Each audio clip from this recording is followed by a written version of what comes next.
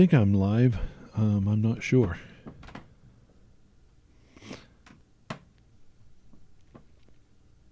Looks like I do have.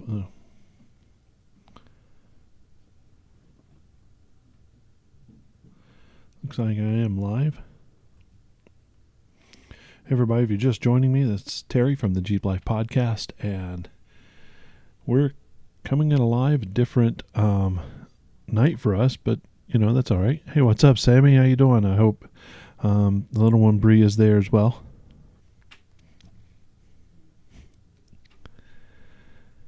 I am going to.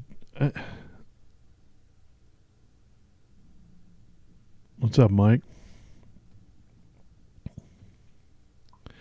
Mike's Jeeps. Hey, what's up? Mike. I need to see pictures of everything done. I know you did a lot. Was it Saturday? Oh my God. What day of the week was it that you were doing all the work? But I love it. Saturday. It was Saturday. Loved what I saw, so looks good. Let me see. It's not my normal panel that I'm looking at, but we'll be all right. So for those out there in Facebook land, YouTube land, I'm by myself tonight in the studio. I did give the guys a week off. Things, just like everything else, life is crazy. So we kind of had to push a couple days, and I appreciate you coming out and listening and being there while we record. But it's where do I put stuff? It's weird being by yourself doing this, and it's like I said, it's weird doing this, and I won't be by myself for too long. I think we're going to be joined by a special guest. I'm hoping he can call in just a few minutes and get lined up while we get some people online and ready for him. Did I hit record? That's what really matters. Yes, I did hit record.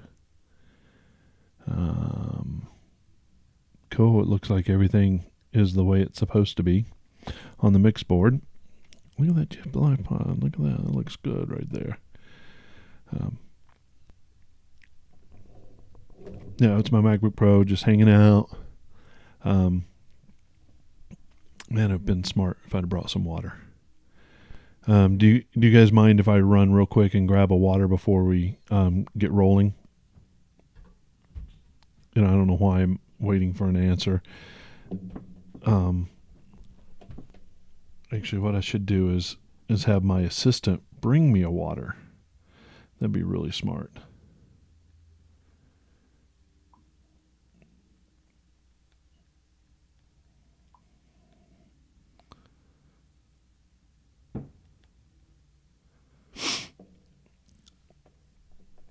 Yeah, if you could, thanks, Sammy. Go ahead and share this out to everybody. See if we can get some people on there. I know we had a lot on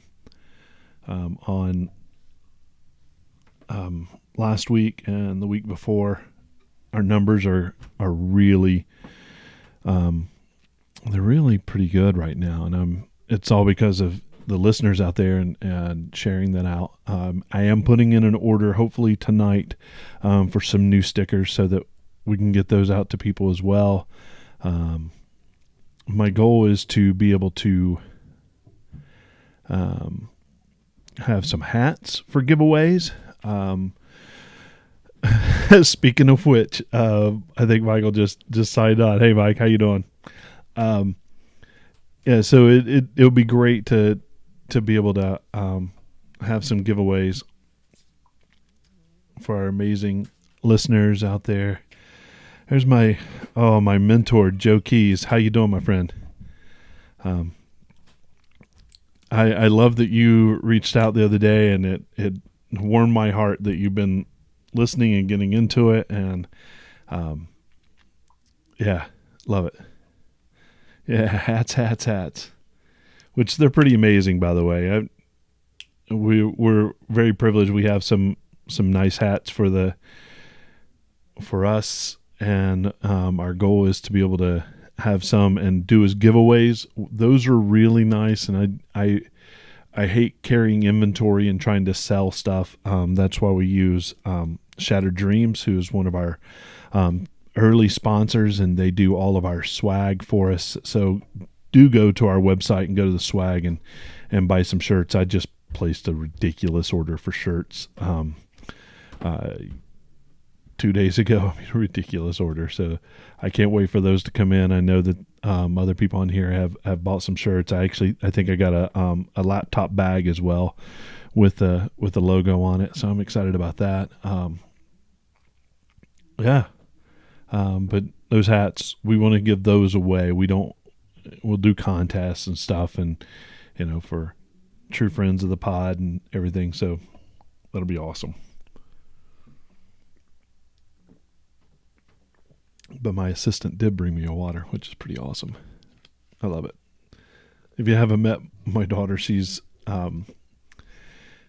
absolutely amazing, and I can't brag enough about her. If I have projects to do on the Jeep, she's the first person to line up and say, I want to help out. I want to do that. Major projects on the Jeep that she's been helping with, if not doing them completely. She put the rock rails. Actually, those were given, I got those from one of our friends here in the area, and those had to be be sanded down, resurfaced, and then put on. And she did almost all of it. She did all the wet sanding, she did all the resurfacing, and as she likes to say, she's the person who kicked the door when we couldn't get one of the bolts to line up. She kicked and ended up kicking the door. No damage was done. But she also did, she installed my new JW speaker headlights. She did 98% of that. Once she learned how to do that, she then took everything out and painted the headlight rings that are chrome around them, and everything about my Jeep is red and black. So she wanted to paint those black, and she did. She took them off, painted them black, and reinstalled them. Did all the work herself. If you haven't gone and seen the MCE flat fender install video on our YouTube page, do that. She did half the work on that. So she was doing all the drilling and all the work on that. Thanks, Sammy. I think Bree will be right in line with Alexia as far as that's concerned. I think she's well suited to do that. And then she did my new hood latches. She did all of that.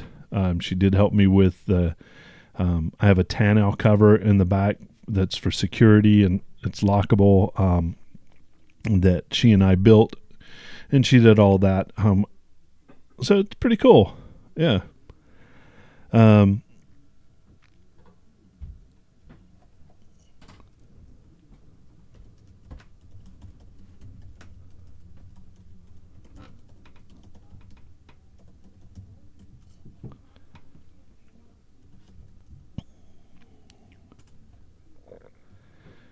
Yeah, our guest is getting ready to dial in. As soon as he gets in, we'll just shoot the crap for just a minute, and then I'll hit that magic music button and get started with everything.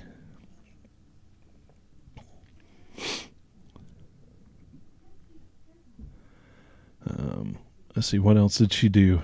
I think maybe that's about it. I don't know. She goes to Tech Day. She does a lot of the Jeep events.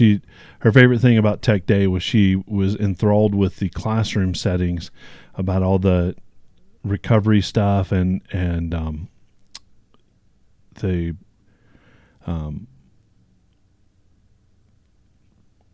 winches, the bumpers, all that stuff. She was enthralled with that. She loved that.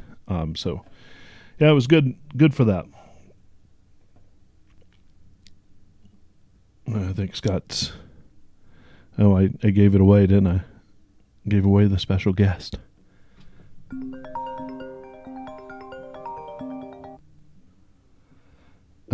Go ahead, listener. You're live. Good morning. Hey, buddy. How you doing? Good morning.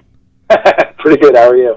I'm doing well. We'll just banter for a few minutes before I actually hit the magic button, and Gotcha. try to get your levels good and matched up so that we're not blowing out the crowd, if you know what I mean. Sounds good to me. But, right now, do you have anything you want to talk about? I definitely want to talk about our trip review. Okay. The stuff that we did. Let me get the map. I'm going to get the map up because it's funny because I'm actually doing exactly the same thing right now. So I have old versions of I have old PDF versions of the maps before they took the trail names off of them. So I'm going to make. Oh, nice. I'm going to make some maps with the trail names on them. Nice. At least just mark the region so that you can have a printout cheat sheet of that 52 is this. Right. That's perfect. That's perfect because mine all have just the trail numbers on it, and that doesn't mean anything to me other than the trail numbers. No, and I don't. It was a weird choice to remove that stuff. Yeah, same thing. I don't understand why 39C wasn't paved. Why did Porsche choose to do that? It's so great. I love it. Eastern Reserve. Here we go. Let's see if this is old. There's a couple of old ones up on Maplets and stuff. But is there? Let's see. Yeah. See, this one actually has. It doesn't have the Here, I'm going to send you the link to this. But I have some of these saved in Google Drive that I can share with you. But this has Boy Scout, Excelsior Swamp, Muddy Shackle. That that I was like, oh, well, this is a pretty straight shot through where we want to go. And then I was like, pretty sure that's Excelsior. Yeah, we don't want to do that. We don't want to be there anymore. No. That's just a mud pit waiting to happen. Yeah. Right on. Yeah, I just got it. I'm not going to open that up because. No, if you have the one that has all the, but I mean that's a good. I'm going to keep that. Yeah, it's a good comparison. It's good maybe to reference. Keep that up just in case we need to. I don't understand the. I don't understand the choice that they made to remove all that stuff. Yeah. Well, and now there's so many more trails than there were when this map came out. Yeah. Oh, totally. That's great. All right, I think it's we've hit a good plateau of listeners. If you're ready, I'm going to hit the music and then we'll get rolling. Go ahead, man. All right. Yep, let's do it.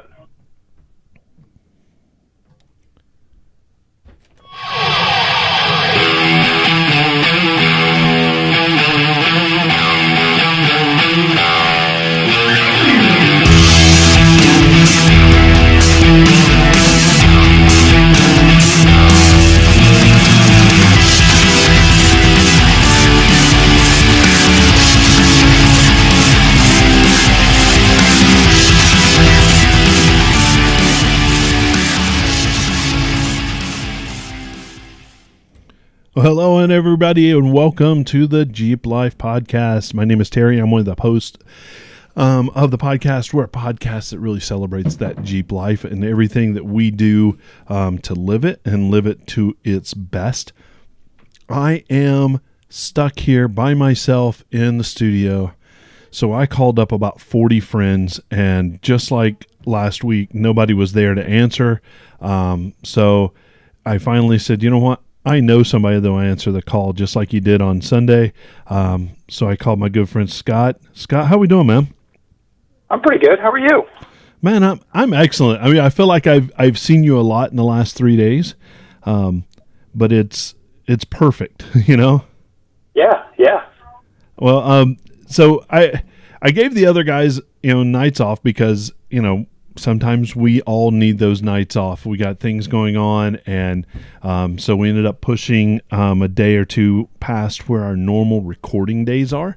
And I apologize to our listeners who'd love to get in on the lives for that, but circumstances happened and can't avoid it. So that we'll stay with it, and we'll get it out as quick as I can from here. But we are recording. And the reason I asked Scott to come on, and so he's been a friend of the podcast from the beginning. He's I like to call it phone a friend, because when I don't know the answer for something, I know that there's somebody that's way smarter than me that will have the answer. And I wouldn't say smarter. I just have a very good memory for this stuff.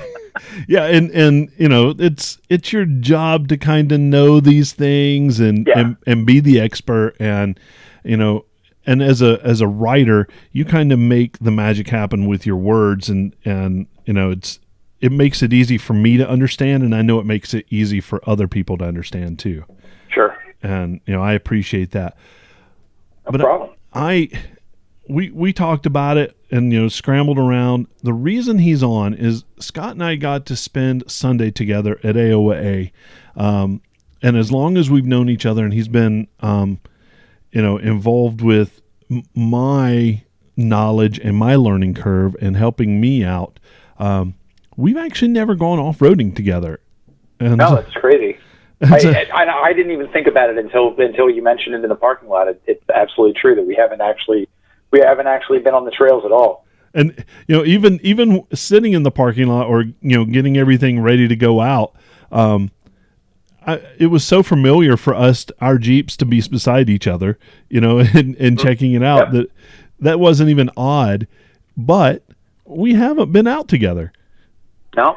And I've been out with your brother, and we talked about you're going to have fun with Scott, and he answered the call at the last minute and said, "Yeah, man, I'll join you." And you brought a friend. Yep. And Jason came out with us. Yeah, Jason. He does a lot of overlanding. He's not a Jeep guy, although I think we're trying to convert him. Well, he is very interested in picking up an old postal Jeep and just going crazy with it, because he works for the Postal Service. So he's always kind of looked at those, spitting back in the boneyard, and kind of like, it'd be kind of cool to have one of those old birds, Yeah. Just kind of put big old tires on it and just have fun and have something you don't mind banking off some trees if you have to. Yeah, and that would definitely be a conversation starter no matter what, right? Oh yeah, and it's light enough that he could tow it with his Tacoma too. Yeah, because he pulls pretty heavy weight with that overlanding trailer that he has. That X-Venture trailer, it's not light. No, and his truck isn't light either. No. Yeah, he's got a sweet tricked out Tacoma, and I know you guys do some overlanding trips together, like weeks at a time, or 8 to 10 days. We're going back to West Virginia pretty soon. So.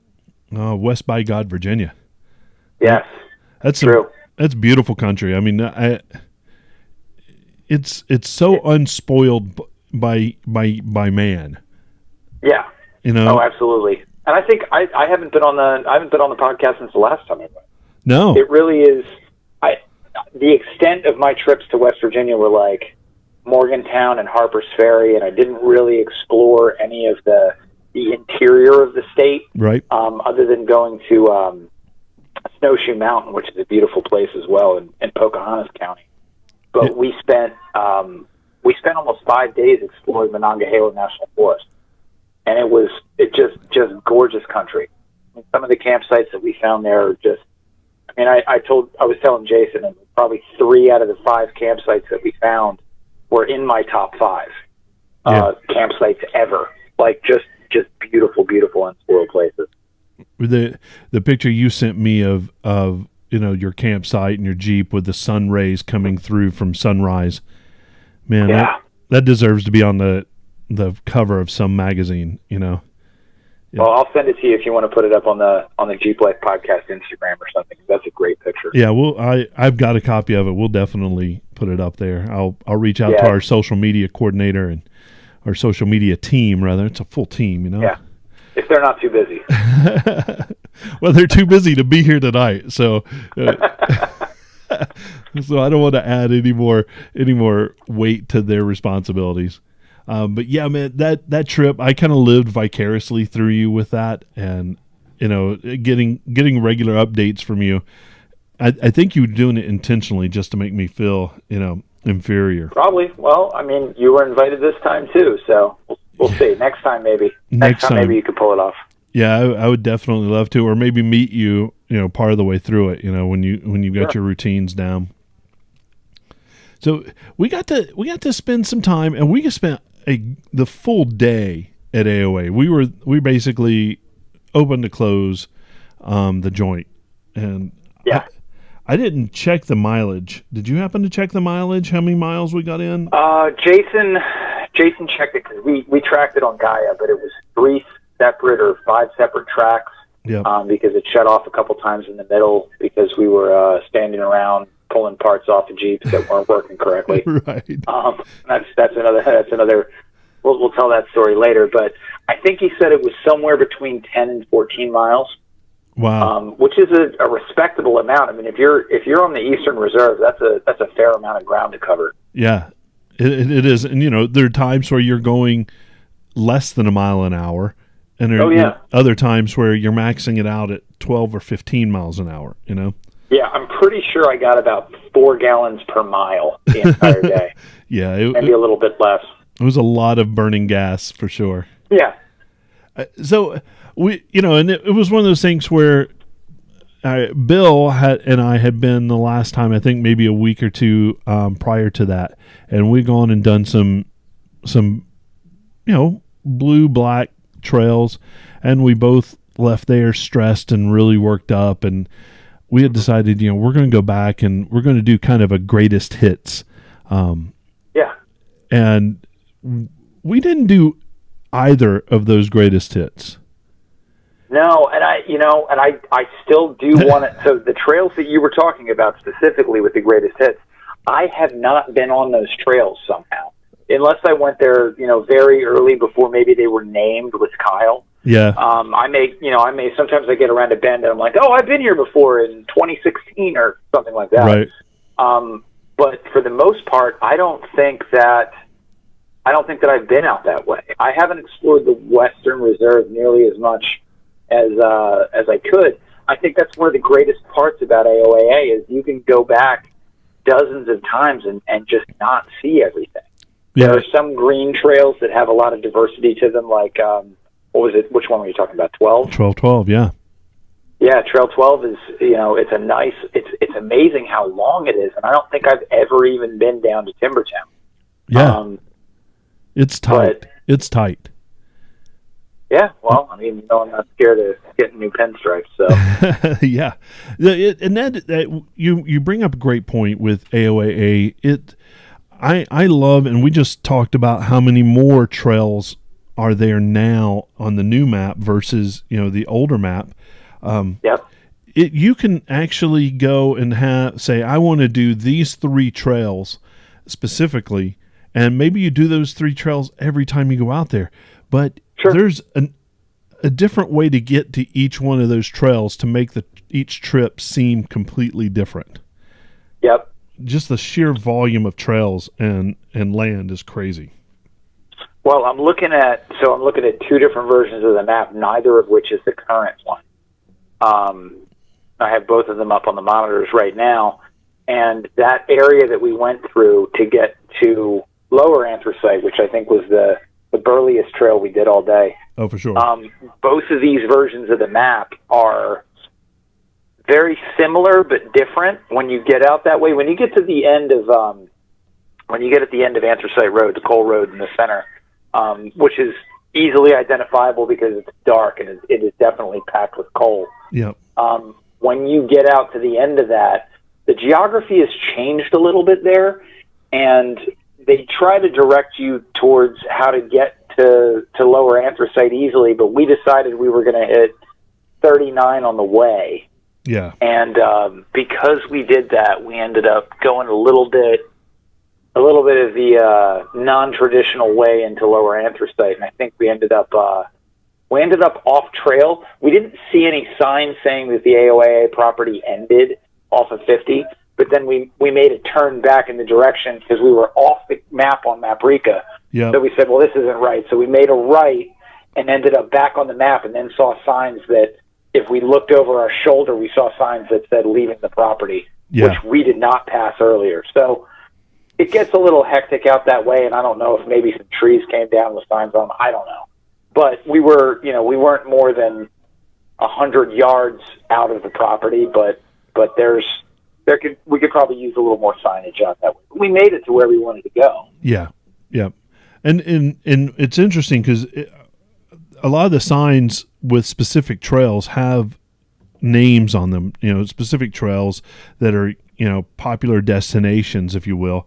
And the new map doesn't have any trail names. So it's a little bit of a challenge with that. And but outside of that, the new map and using Maprica, and I know you guys are using Gaia in addition to that. Right. Really, it's easier to navigate now than it was 3 years ago. Sure. Mine. Oh, it absolutely is. Even without the lack of naming on them, it's much easier to navigate. Signs. Well, yeah. If you look at that earlier map that I sent you, it's there. The trails aren't named. That real early one that I sent you off of Maplets, the intersections were named, but the trails didn't have numbers. Oh, true. The trails didn't have numbers. Some of them had names, but they didn't have numbers. So if you look at, you'd have intersection 717, which is still marked. That sign is still there that says 717. Yeah. But you don't know that that's the intersection 22 and 28. Right. Or 10, and actually, I guess it's 10 and 28 if I'm looking between the two maps. But it has changed a lot, and I think that early on when the maps were first laid out, Kyle from Off-Road Consulting is the one who actually set all these all these lines up in it. He actually went and tracked everything on GPS and mapped it all in Maprica. So were it not for that, we'd all be using paper maps. Yeah. But there have been several versions of them, and this most recent version, I mean, it's more accurate, but it removed, I think, because there's so much information on there, so many trail numbers, so many intersection numbers. I think they ran out of room for the trail names. Yeah. Which I think is kind of a shame, but there are more signs out that tell you how to get to Lower Anthracite. It's just if you say, I'm going to Lower, or I want to go check out Boulder Dash or Whiskey Ridge or one of those named trails, yep, it's kind of hard to find it if you can't look at the new Maprica one. Yeah, that's and I true. think that the paper maps that you can usually go in the office and get probably still have those. But we're not going in the office anymore. No. COVID, so. Yeah, practicing social distance. And they're doing a really good job of kind of making that happen there. Yeah. So kudos to that team. I was not within 10 feet of any employee of AOAA all weekend. No. We got our impromptu cooler inspection. Yep. Which was funny. I wasn't quite expecting that, but it wasn't that I wasn't prepared for it, because anybody that's been to AOAA knows that you're not supposed to be bringing alcohol into the place, drinking beer all day and wheeling. It's not really that kind of environment. No, and some of the stuff, especially the stuff that we did, I would not want to do that without my full faculties. No. So save that for the campfire at night, or sure, on the way home. Have you camped there yet? I have a couple times. Trailhead campground. Yeah, a couple times. It's a decent place. Yeah, it is, and they're improving it every year. Sure. Yeah, it's. I spent the first year, not this past year, but the year before, last summer. I spent one night, and it was bare bones. Everything had just been cut, really. So it was rough.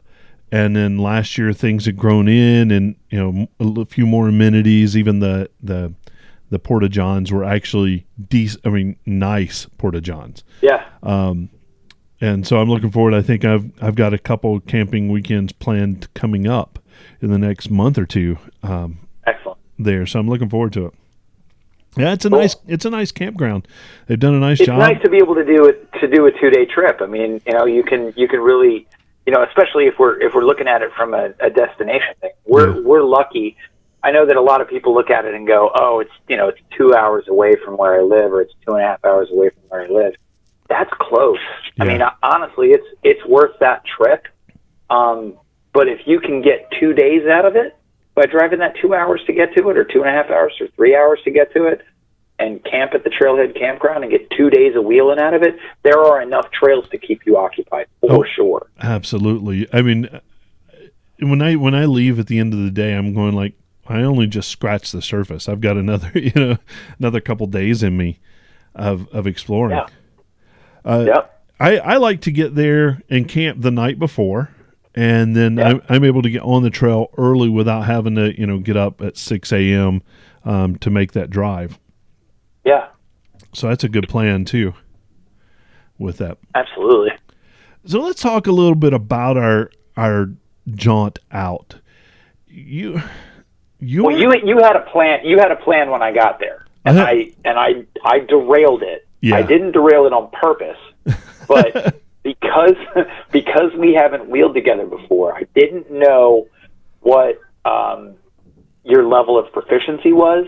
I didn't know what your Jeep was capable of, and that's two things. I mean, especially if you've ever taken a 101 or a 201 or even a guided trail ride with Kyle from Off-Road Consulting, he'll tell you that you and your Jeep are a team, and like when you first start out wheeling, your Jeep is capable of a lot of stuff that you don't understand. Yep. And you don't ever want to get to the point where you are better than your Jeep is, because then that's when you break stuff. Yeah.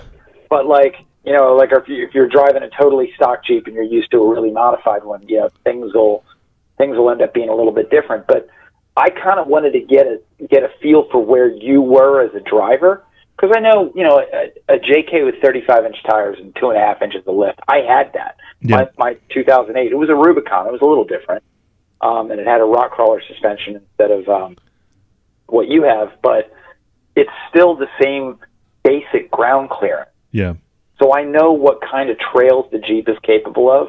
I didn't know what you were going to be comfortable with, so I kind of just threw caution to the wind and said, all right, I'm just going to lead Terry everywhere. And I was honest with you about what I was doing. Yep. I just wanted to, I was like, tell me if you need a spotter. Tell me if you want to turn around. And you never did.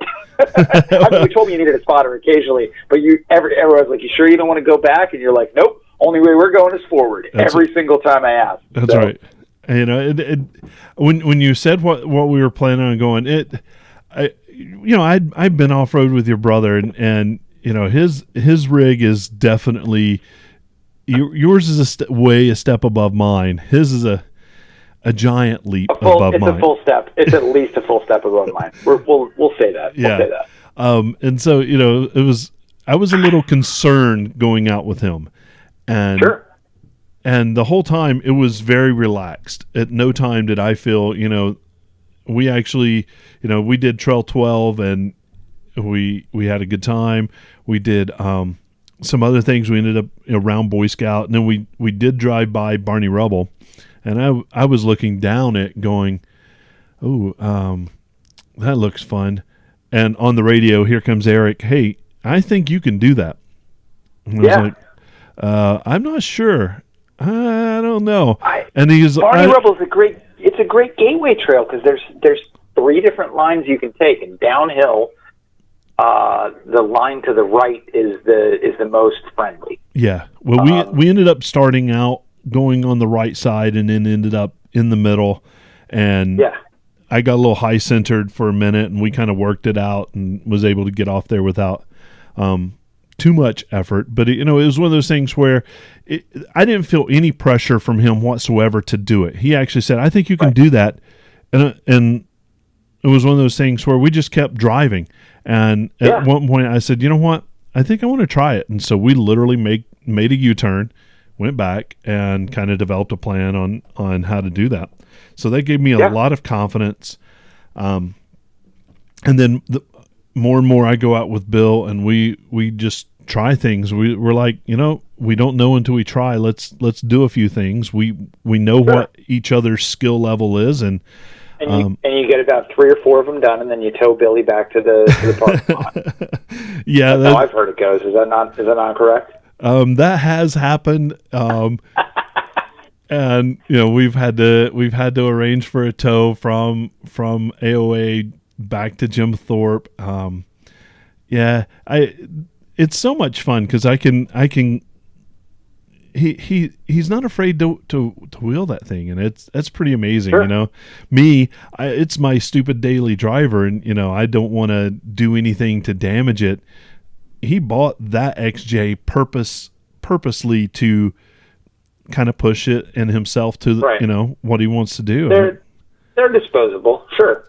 Yeah. So you can go and you can find it if you have a lot of nice XJ parts. You can go find a beat XJ for $500 and put all your cool stuff into it.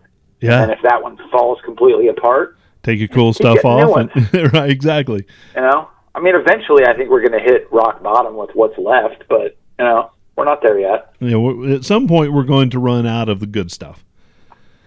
At some point, so we started out, and I was like, you know what? Let's just do it. I kind of intentionally not wanted to overstress myself, but I was like, let's have an adventure of it. So let's see what we can do, what we can find on the eastern side, and the whole time we had a goal of lower anthracite. You kept saying that to me, and Yeah. it was a fun venture to get there. I think we're all over blues and trail 34 and 35. I don't know what trails So those. 35 is Excalibur and 34 is BA. So BA That's right. was the one where that iconic trench is, where it's like a drainage trench where everybody goes and drives through it and gets one wheel up in the air. You get it so that you've got 2 opposing tires up on the shore, and you can kind of wobble your Jeep just like I sat on your on the your front bumper and rocked it back and forth. And that was a fair, you were up in the air a couple feet. Yeah. It wasn't it's not a small spot. But that trail that goes past BA, I mean 34 is BA. Right. You go to that trench, and then you can go through the trench and turn around, and that's where a lot of the 101 courses that Off-Road Consulting does. They go to BA so that you can get a picture there and kind of get a feel for what off-camber driving feels like. And then they'll turn around and leave. But what we did was we went down the trench and into BA proper, and then went all the way around through that, and then went into the Excalibur extension as well as the BA extension. Yeah. So that was 3 trails, and that was just the warm-up. Right. That was just to get things rolling, if you will. Yeah, I think we were done with that by 10:15. Yeah. Then that's some challenging stuff. That. Yeah. I'm not gonna lie. There were times where I was like, I was supposed to turn around back there and head the other direction. Yeah, those aren't beginner blues. No. But I, I knew that if you did the right side of Barney Rubble downhill, you could handle those. Yeah. Both driver and vehicle. I knew that your vehicle was capable of it, and if you had the confidence and you went down Barney Rubble on that one side, I think I knew you could do it. But we did not stop there. No. Not by any stretch. No. Where did we head? We head up toward 39. Is that what was next? Well, we came after we went through those 3. Jason routed us around, and I couldn't remember which one between 24 and 31 was Excelsior Swamp. They're next to each other, and I just didn't want to risk it, so we went down 26 back to the coal road. Right. After we did those 2, because Excelsior Swamp and I have a very storied past, we'll say. Two. I don't go in Excelsior Swamp anymore. I've seen the pictures from that. Yes, there's 2 times that I went there. I think you've seen the pictures from the first time where I filled the engine with mud, and we spent about an hour getting the mud out of the engine, and I still drove it home, and it still went about 15,000 miles after that before it got totaled in a car accident. But that day, in addition to getting all the mud in the engine, on my way home, I kept overheating. And like you were talking about before in the podcast, I had a ton of mud trapped between my condenser and my radiator. Oh, yeah. And I couldn't get that out. When I got home, I actually had to pull the fan and try to flush all that stuff out. When I reinstalled the fan, I didn't realize that mud had actually damaged the fan. And the day after that, the fan exploded in a parking lot of a Wawa during Hoagie Fest, actually. The fan blade popped off and went through the radiator, and I lost all my coolant. So I had to get towed home. But that was a full 2 days after I was in Excelsior Swamp. Yeah. So I had, I had cursed that swamp in every way I possibly could and decided I was never going to go there. But then I went to the Jeep Jamboree that fall, like the one that was a couple weeks ago. I went to that Jeep Jamboree, and our guide took us through Excelsior Swamp. Just, like I'd replaced the fan and replaced the not the alternator, replaced the fan, replaced the radiator, aftermarket fan, factory radiator. But I went through like a little bit of a dip, just the corner of Excelsior Swamp. I just touched the water after swearing I would never go back there again. And then my cooling fan stopped working. Oh, it got splashed with a little bit of water, and that was it. That was it. Yeah. So the cool thing about that park is it literally has something for everybody. If you're a mudder, if you like to get in the bogs, there's plenty of that. Yeah, there's plenty of that. I don't know what's wrong with you, but there's plenty of that for you to do. I know. I mean, I know so many people that prefer mud to rocks. I don't know why. Oh man, give me dirt and rocks, and I'm the happiest. If there's a 1 foot deep puddle and I can go around it, I'm going around it. Yeah, well, you saw how slow I would go through all the water. I hate it on the inside of the Jeep. I hate cleaning it. Sure. Well, you had no doors on. I had doors on, and I have, all of my vents are up as high as you can possibly get them in the body. Yeah. I don't have a snorkel, but I'm not getting anywhere near. I don't even want my winch to get muddy. That's it. Like, no, yeah. I'm done. I'm done with that. There's no reason for it. Yeah, I don't need that. I'm with you. I don't need that. And I guess that's what we actually, made perfect partners with that. Sure. And so then we went. I want to say we were at 39. Is 39C where things started to break down, or? Well, I think navigation-wise, yes. I think we got on 39C, and typically what I would do on a normal day, what I would do is we'd go down 39, jump off at 39C, and then head onto the other side. I mean, we're already on the south side of the park. Yeah. South of Cole Road. Normally, what we would do from there is go to Barney Rubble, but we didn't want to go to Barney Rubble because you'd already been there. Right. Not that Barney Rubble isn't fun the second time. It really is. And I think you're ready for the full center line, maybe even uphill on Barney Rubble, after how you did on lower. But after we went on 39, we tried to continue over and just head almost due east to get to lower Anthracite. And that was when we kind of got a little bit off track. But, it wasn't a big deal. We found it eventually. We just did a little exploration and ran through a whole bunch of cobwebs and things like that. I don't think anybody's been back there in a few days, but... Yeah, well, the cool thing was we were pretty much by ourselves the whole time. Yeah. We didn't pass. Did we see another Jeep in the woods? I think maybe we saw like one or two. We saw some in the distance while we were on... we were way down below, and we could see them... That was on lower, wasn't it? You know what it was? 39. 39 was that ledge that I couldn't get. That's up. right. That's right. That's right. So that's where we stopped, and we put the sandwiches in the oven. But that's where we. I was like, I could winch up this ledge, or I could mess around with it, or I could drop my tire pressures, or like we could do it, but the tires are muddy, and I'm not getting up this easily. So we decided rather than waste time with it, we decided to go to lower. Yeah. And on the way out of that, is where I got hung up on a rock and relocated my evap canister. Is that correct? Yes. Yeah, that's true. Yeah, relocated it right to the drive shaft. Your Jeep got renamed after that incident. Yeah, Eric was just on, and he wanted to know the story behind Mr. Whistles. All right, so the evap canister, and the evap canister has, as far as I'm concerned, it's in a stupid place. Yeah. Especially on a JKU, it's next to your drive shaft, in between your drive shaft and your exhaust. And I think, actually, if you have the evap canister in its factory location and you get a pipes exhaust like I have on a 2-door with the Street Pro muffler, I think that has to be relocated.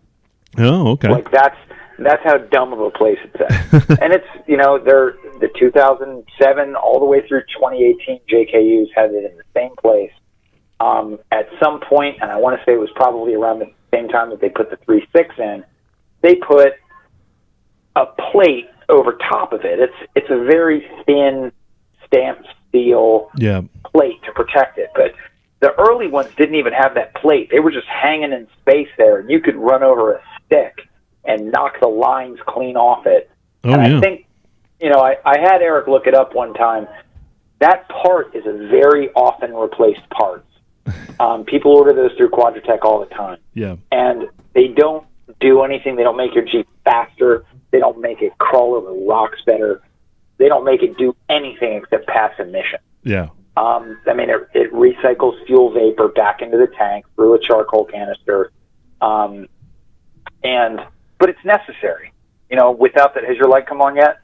No, it hasn't. After that's 2 days of a lot of driving. Yeah. That's crazy because all of my lines are in place and I'm still detecting a small leak, and yours has been driving around for, half a week, and it still thinks it's okay. But that canister, like I said, they put a small stamped steel plate. You can get an evap canister skid from several different manufacturers. There's a Quadratech one. There's the one that's part of the aluminum skid plate system. JCR makes a great one. I think Highline makes one, or they did make one. There are a lot of different brands where there's an evap canister. It just basically goes around, 3 sides of that and protects it from debris. But as I was telling you while we were on the trail, the best thing you can do is relocate that bad boy. Yeah. And I think you ordered the Rock Hard 4x4 kit. I did. Yeah. So that's going to mount it on the cross member right above your axle, way up high where it can't get damaged. Right. It can't even be underwater. It can't I think that's a much better place to put that. Because when you did knock it over, it hit your drive shaft. Yep. And when it hit your drive shaft, it ripped that boot for the extension part of the drive shaft. It ripped that boot completely apart. It was 3 pieces. Yep. And that was you only went about 15 feet. So it wasn't even it's not like you neglected it for a month and that's what happened. It was almost immediate. So that canister came out, went in the trunk, and then we because I didn't want you sucking any lines into the evap lines. I don't want you sucking any mud or debris or dust or water or any of the nasty stuff we were driving through into your evap canister. Yep. I'm sorry, your evap lines. We put a latex glove over top of it, and we zip tied it. Yeah. And if you listen to the second Facebook Live video you did on Sunday? Yeah. I heard that noise, and as soon as I heard that noise, I was like, that sounds like letting air out of a balloon. That's really what that sounds like. And I was like, what sounds like a balloon? Oh, a glove over an evap line that has a pump on it. Yeah, that's exactly it. So yeah, your Jeep made a really horrendous whistling noise for the rest of the day. So now it's named, instead of Kylo, it's called Mr. Whistle. Yeah, I don't think that'll fit on a license plate. I already ordered the vinyl, so I'm not sure. I'm not sure what your deal is with that. But yeah, there's after the day we had, there's nothing manly about driving back past people on quads and everything with this going on. Like it was the most I kind of limped back with that. I mean, nothing obviously wrong with the Jeep itself, but No. just to have that whistle going on, it was No, just. It was a good idea to protect those lines, but at the same time, that was an awful noise, and I would have been embarrassed if my Jeep were making that noise. But that's why, before I even took it to Maine the first time, that evap canister went up high above the axle. So Yeah, it was funny because we got back on Sunday night, and I can't remember if I placed the order on Sunday night for the replacement parts or if it was Monday. It kind of all bled together. But yeah, we knocked that off, and it made, it was one of those things where I was backing up off of a rock, and you and I just kind of looked at each other and go, that sound doesn't sound right. Yeah. And oh no, we heard it from 20 yards away from you. I said, "Hey, what's that?" That's right. I called you on the radio and said, "Hey, what's that noise?" That's right. And but that's all part of wheeling, and like there's different ways to look at it. You can we took that canister off before the canister got damaged. I would much rather damage a $50 drive shaft boot or $56, whatever that is. Yeah. I'd much rather damage that boot than destroy the evap canister. Obviously, the best solution is to have the evap canister nowhere near that, or be protected by a much stronger skid plate before it comes into contact with anything. But, yeah, absolutely. But so, like I was telling you, it's skid plates all through the underside of the Jeep. Like my brother's it's fully skidded. Yeah. It's a smooth surface on the entire underside. Because I don't have a 4.5-inch lift with coilovers, I opted to just remove everything I possibly could from the line of fire underneath. Yep. On the driver's side, and so far it's been okay. You know?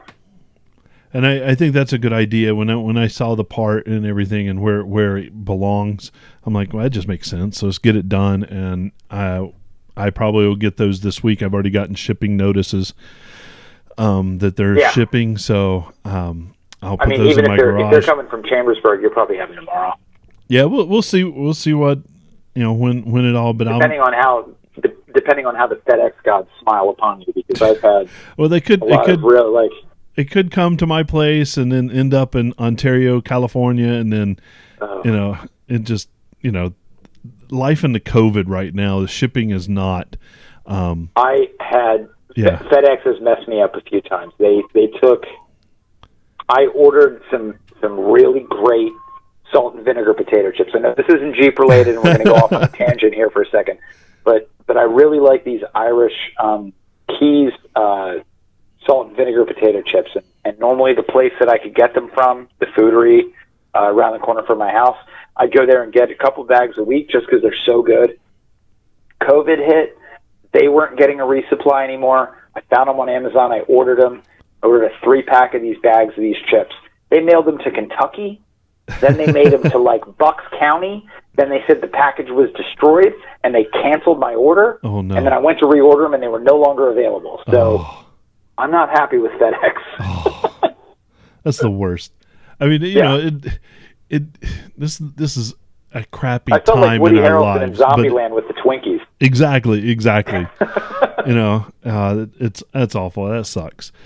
All right, so back to the trail. So we stop after while we did the trail repair. Right after that, we basically grabbed some stuff out of the oven as east as we could get. We were trying to go up 45, but I think that's when we somehow crossed Cole Road right where they're doing the construction at the end of it, and we ended up pretty north of 50. Yeah. And it's kind of confusing the way it goes. But once we got back on actual 50, we were able to get over to Lower Andesite. Yeah.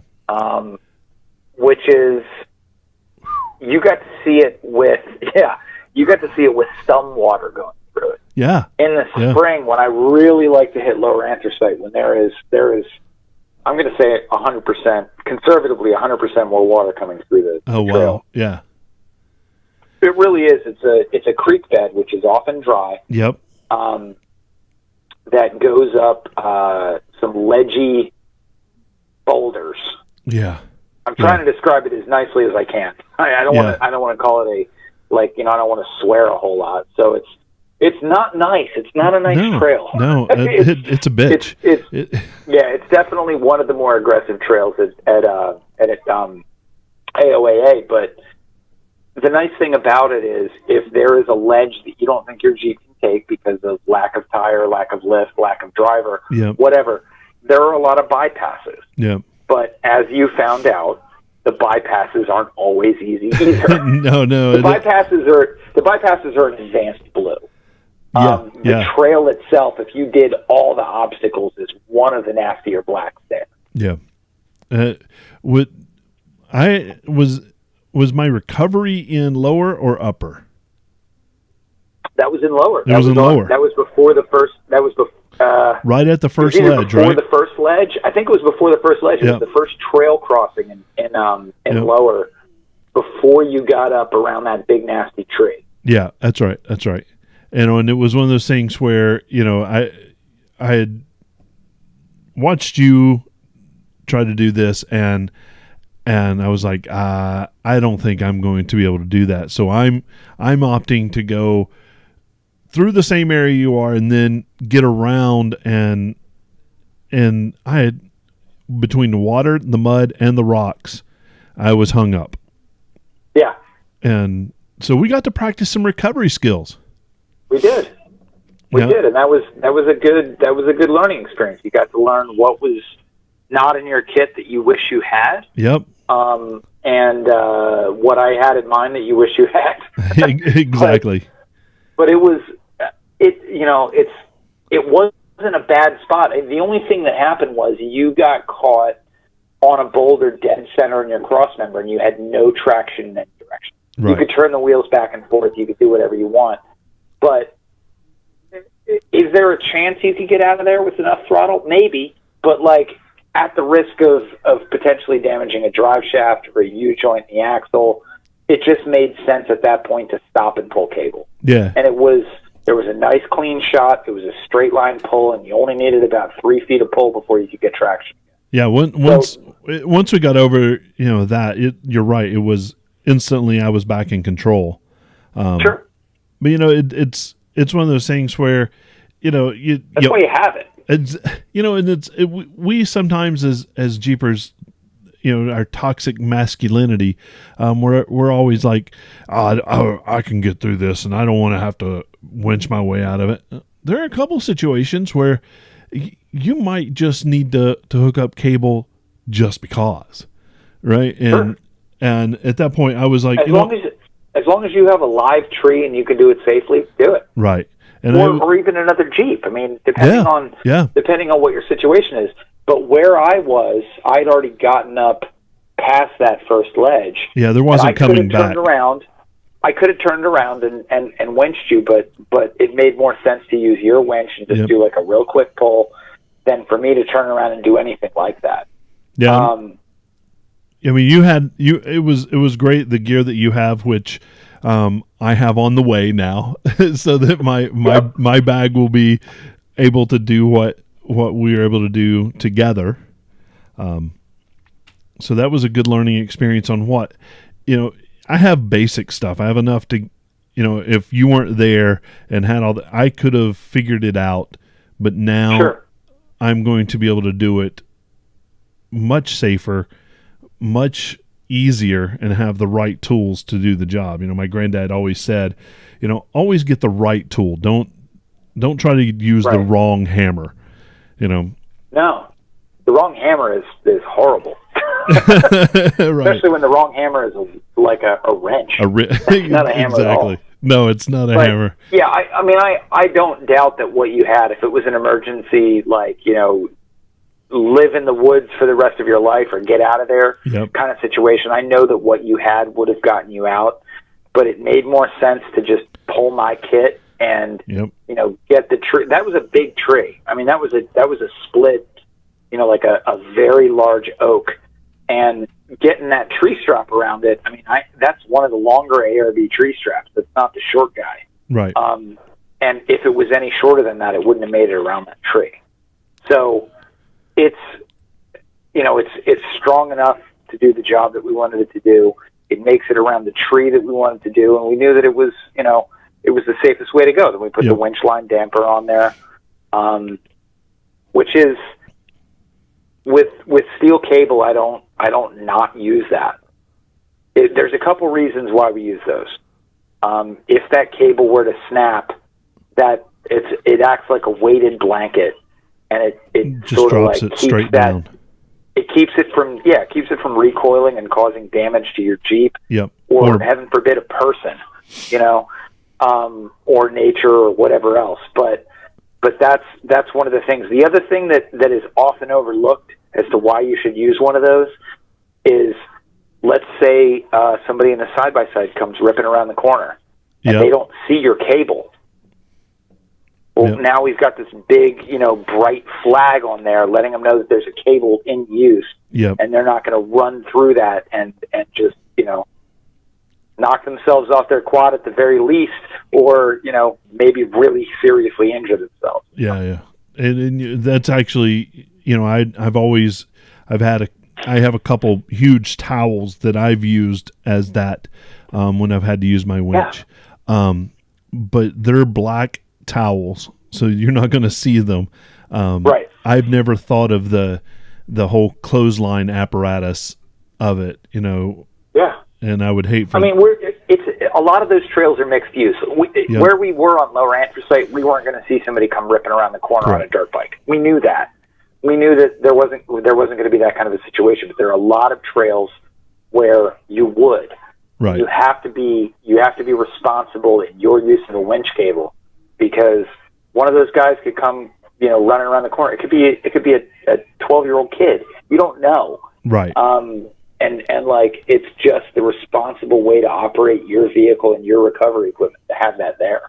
Yeah, and I love that, because the whole time you and I were, it wasn't just about getting my Jeep out. It was, and I think Jason and I talked a little bit later about how good you and Eric and others are at explaining what you're doing and teaching and using educational opportunities, rather than just saying, "Hey, asshole, we had to drag your ass out. Don't do it that way." Oh, you didn't know that? Like, well, right? Everybody has to start somewhere. Like Eric and I years ago, and I told you this before. Eric and I years ago, when we were in college, we drove tow trucks. Oh, right. Yeah, for a local towing company. So we have done, as far as vehicle recovery goes, we have done hundreds of hours of very late night recovery of cars in the woods where you wouldn't think a drunk could put a car. They can do it. They can do it. And we didn't always have the right equipment. And there were a lot of times where we felt very bad about not having the right equipment. Yep. And we did everything in our power to make it as safe as we possibly could, because, we're both alive now.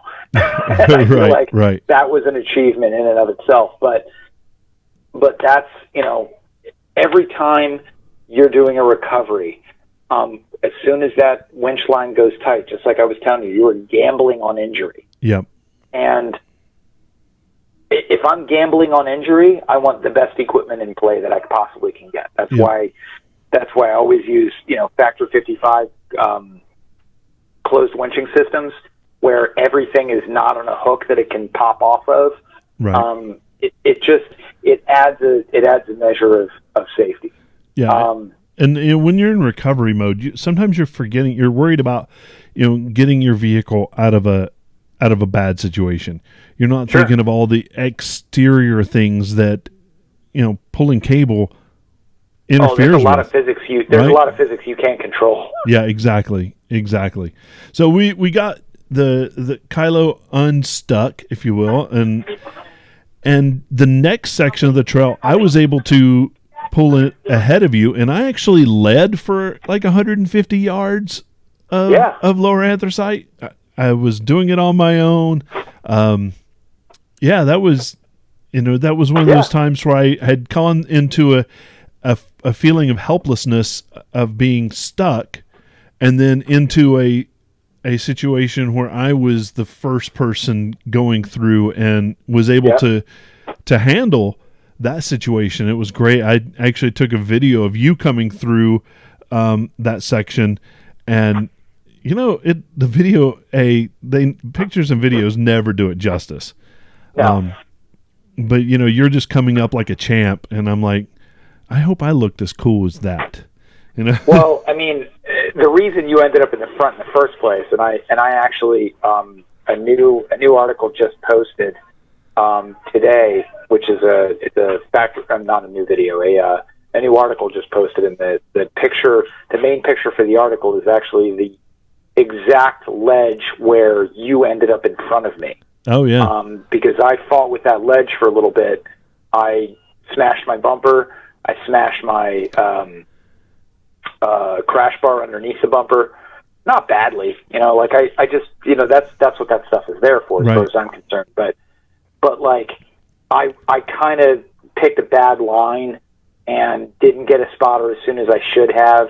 And then in the interest of safety and time, I decided rather than trying to climb that ledge or winch up that ledge, I decided to fall in behind you, and that's how you ended up in the front. Yep. But it's sometimes things aren't very graceful. I've definitely taken some not so graceful lines. I definitely took some. I've got a few, spots that I got to touch up on the bumpers and the sliders, but that's all part of the game as far as I'm concerned. Yeah, it really is. And I think I had told you before that I think I said this is the first trail repair, and I was like, no, wait, I've lost a shock on the trail. Okay. It's not the first time, but I had made that mistake and whatever. But anyway, we conquered lower, and of course, that means we have to do upper. And I mean, that's the only way to go from there is up, right? That's right. Well, and it's so deceiving. I asked you a couple times on upper. I said, did you want to turn around? And you said, nope, only one way to go, and it's up. And you said that, so then everything that happened after that is absolutely your fault. That's how I view that. and as you should. And it's cool because, you're going into upper, you actually drop, 50 feet right away. I mean, you just, down you go. Right. But then the rest of it is climbing up. And there were, to be honest with you, there was some stuff in that was just as challenging as lower. It wasn't as long, or as many obstacles, but, some of the obstacles individually were, just as challenging. Well, like I think I only glanced on this while we were there, but I took a crew from Maine through there last October when it was very dry. Yeah. And they had everything from TJ Jeeps with 33s, like LJ Rubicons, JKs, JKUs, lots of different vehicles. And because it was dry, everyone bounded up lower. Yeah. It was a very, very different trail. When we went on upper, that's when actually people had problems. Someone broke a U-joint on upper and continued the day in 3-wheel drive. We had some other issues with upper, but the introduction of water in either of those trails really ups the skill factor pretty substantially. Yeah. And then we kind of made our way back to the parking lot. We took the long way, which we were at the very far end of the park. And it was good to kind of explore around a little bit and then head on back. Yeah. It was absolutely an amazing day. I couldn't at one point in the trail, you and I kind of looked at it and said the weather couldn't be any more perfect. It was sunny. It was beautiful. Absolutely. It was comfortable in the trees. We weren't getting beat down with the sun. And it was great. We got back to the lot. We're, doing our thing. You're doing a repair to your control arm.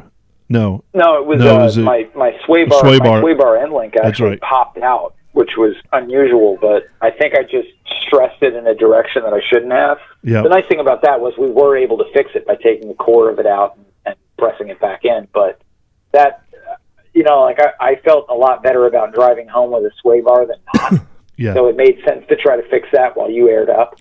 Yep. But I think one thing that I would mention for anybody who is visiting AOAA, on our way out, because we were stuck behind that line of Jeeps, that was really the only time we had any traffic all day, was when we were all leaving at the same time. Yeah. As we were going down the coal road and we were sucking all their dust. Oh, it was dusty. I felt really bad for you because you were fully open, and I just, all I had open was the top. Yeah. But that one trail 5, that is off, just right out of the parking area, off of Cole Road by about 2 minutes, is a really, really good. If you're there with a mixed group of people, or somebody that's like, I've only ever done greens before, but I think I'm ready for blues, before you get deep in the park and wreck them on BA or upper anthracite, I think 5 is a good warm up, just to make sure everybody's comfortable. Yeah. So you can leave the parking lot and be there in 3 minutes.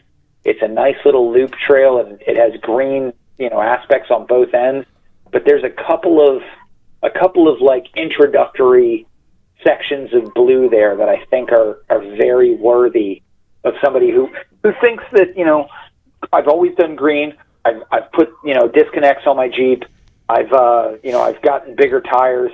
I'm ready to try blues. Try that one first. Yep. Because heaven forbid something happens, you're 300 yards from the parking area. Right, exactly. Or if they decide, well, no, this isn't for me, you got plenty of greens to go on. You can hit Trail 12 and do some other stuff. And, there's tons of other things to do there, but that is a great place to take someone. And I switched drivers with Jason. I let him run that in the Jeep because he's used to driving a Tacoma, which, while it has more lift than my Jeep does, it's certainly not the same animal at all. Oh, definitely a different handle. And I love that we took that. I have done that whole area in kind of the same mindset of warming up, if you will. Doing 5 and then doing 4 and going over to 2B. There's some nice or little, not to be. Or not to be. That is the question. That was horrible. Yeah. Horrible Shakespeare jokes. I love it. But it's a good place to warm up. And again, you don't have to invest a lot of time in that. So if you go, I want to try it. And if you go, I had blues aren't for me right now, then you still have the rest of the day to explore greens without having to go out and invest all this time and then try to find your way back to a nicer trail, if you will. Yeah. But it was good to do that at the end too, because it was a nice warm down. To kind of go. We drove like a mile and a half of just eating dust on a flat gravel road or coal dust road. It was nice to kind of behind Jeeps with 42-inch tires and diesel swaps. Right. Oh yeah, those guys. Yeah, that thing was a monster. It was a monster. 41 and a halves is what he told me. Okay. But it looked every bit of a 50. I love that everybody that's 5'6" is, I'm 5'6" and a half, but that guy's got, tires that I would swear they were 43s. No, they're 41 and a half. Yeah, he brought it down. I think that's to make us all feel a little better about ourselves. Well, that I appreciate that. Absolutely. But it was good to kind of I don't have to work hard with this. It feels good to actually do something and not work at it, but it not be a gravel road too. And so it was a nice way to kind of end that with a feel good. Yeah. All right. It was a good day. You got your picture. You got your picture in the bucket. That's right. It was a good day. It was a great day. And honestly, for our first time out, I know that I've been to AOAA more, and I've probably done more varied terrain than you have. But I was very impressed with your driving. I was very impressed with your ability to adapt to more complicated situations and more technical trails than you were used to. I thought you did a great job, and I was very glad that you were there, and I would have no problem bringing you on any of the trails that we usually go on.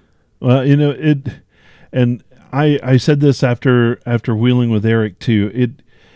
It really built my confidence, Good. Being able to kind of have a goal and be pushed a little bit past that goal. You know, we didn't find anything you can't do yet, so now we have to do some, right, and do some nastier stuff. So we'll have to figure that out. I don't have a buggy. I have a daily driver. Come on.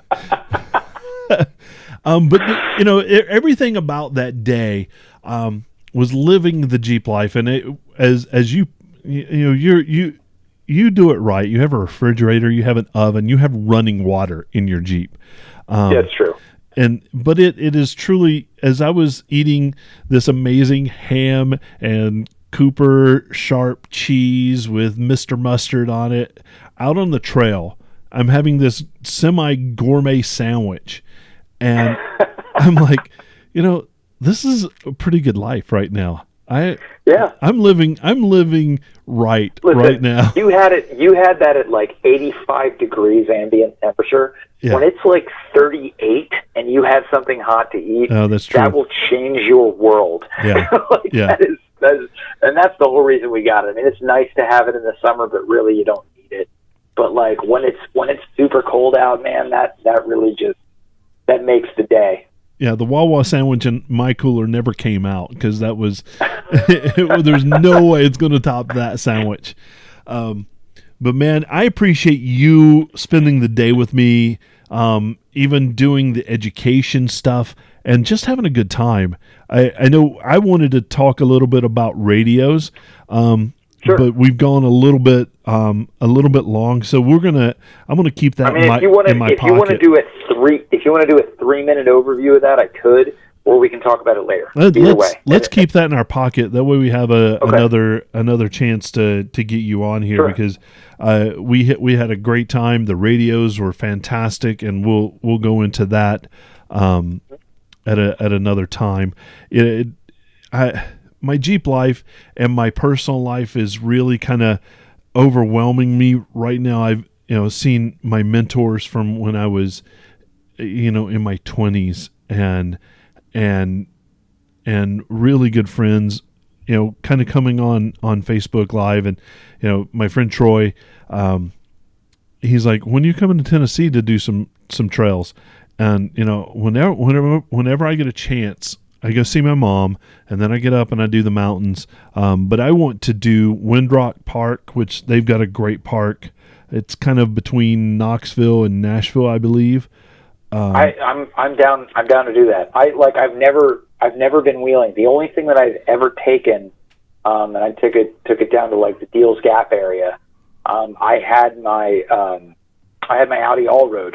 That was what I used to drive down, non-paved surfaces. Yeah. Before I got the Jeep, I went up. We went down to Deals Gap. I went up on was it Buckballs? I think. One of the mountaintops that's out there. But like I have not been down there and done actually any legit wheeling. So I would love to at some point link up with you down there and check out more of what Tennessee has to offer, because I was born there, but I've never done any four-wheeling there at all. Well, I see Troy puts it's about a little over an hour from his place. I'm not going to invite us to his house, but we're going to crash at Troy's place and do some wheeling. Sure. I've known Troy pretty much all his life. He's a little brother to me, so it's I'm inviting us to his house, and he doesn't have a say in that. So we'll just we'll load up the Jeeps and we'll go down and we'll make a nice trip out of it. And between here and there is a Badge of Honor trail in Virginia that we could pick up. George Washington State Forest? It is. Okay, cool. And it's not super technical, but it is a fun trail. So we'll do that. The only Badge of Honor trails I have, even though I've been from West Virginia to Maine, the only ones I have are the ones in Roush Creek. And I hope that they add some at AOAA at some point. I've nominated honestly, 2. You should get lower. That should be a badge. Lower is definitely going to be one of my next nominations. But the thing about Badge of Honor trails, I think they try to make them where they're doable by more people.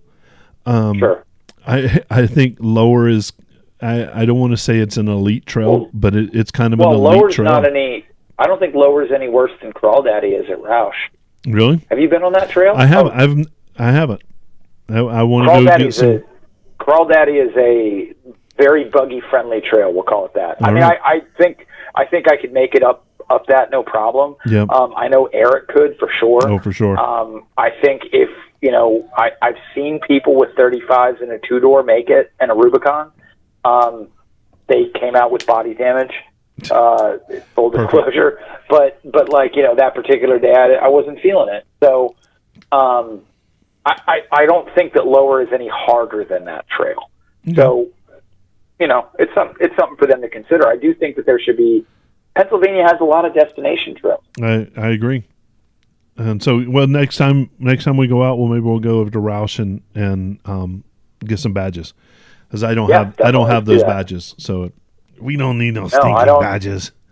Yep, I don't need to go to Roush, but I would go there for that reason. Well, I don't really. AOA is kind of my home park, and I think I would feel dirty going to Roush.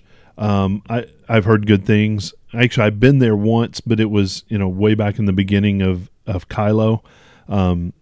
So, I'm due. It's time for me to go over and see it and see what I can do. But Scott, thank you so much for coming on. And no problem at all, man. It's been. I'm glad I could be your substitute teacher for the day. I love it, and you're welcome anytime. We'll get you on and share your knowledge again. But our listeners out there, if you want to make me happy, and I know you do, that's the one thing you want to do, is go to YouTube and subscribe to our channel. The Jeep Life Podcast. If you just search it, it's going to come up. We have some amazing videos on there. We do some trail stuff. We have Frank, the driveway mechanic. He does some great stuff in the driveway. And I know, Scott, you and I did a video of my fender flare install. Which how did you feel about those, doing some more aggressive trails with those flat fenders? Oh man, you didn't have any clearance issues. I noticed that. Not once did I rub or feel weird about it. It was great. Right. They're perfect. So I highly recommend those. They're great. I know that you have them on your Jeep and Eric has them on his Jeep. So definitely. But go check it out. Those are top tier equipment for sure. Oh, and absolutely. CE flat flares are just. I see why people get metal ones, because it seems to be counterproductive to put plastic ones back on when you just took plastic ones off. It's a different situation entirely. And you're not going to damage your body in the same way. No. Yeah, for sure. And I'll find new ways to damage the body. So definitely check out that video where Scott, leads me and my daughter through the install process on that. Go to Instagram at Jeep Life Pod. Like us there. Do whatever it is that you do on the Instagrams. Apple Podcast. Give us a review or a star rating, a 5-star rating if you like what we do. That helps people find us. It moves us up in the ratings so that when people search, we're a little bit higher and we get found. That would mean a lot to me. And some of us have found us on Facebook already, Jeep Life Pod. But until next time, I appreciate everybody listening, and we'll see you out there. And you know what? Have the best Jeep life you can. And here's a big Jeep wave to you. All right. Have a good night, everybody. Have a good night, guys.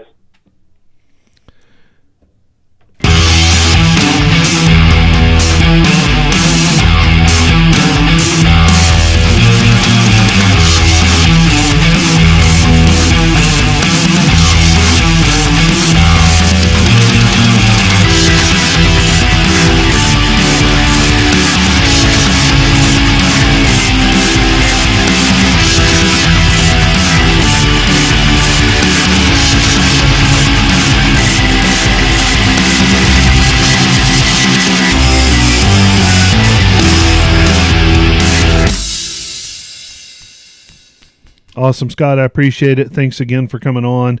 Everybody out in Facebook land, Amy, Sammy, Joe, everybody, Troy, Russ, Scary.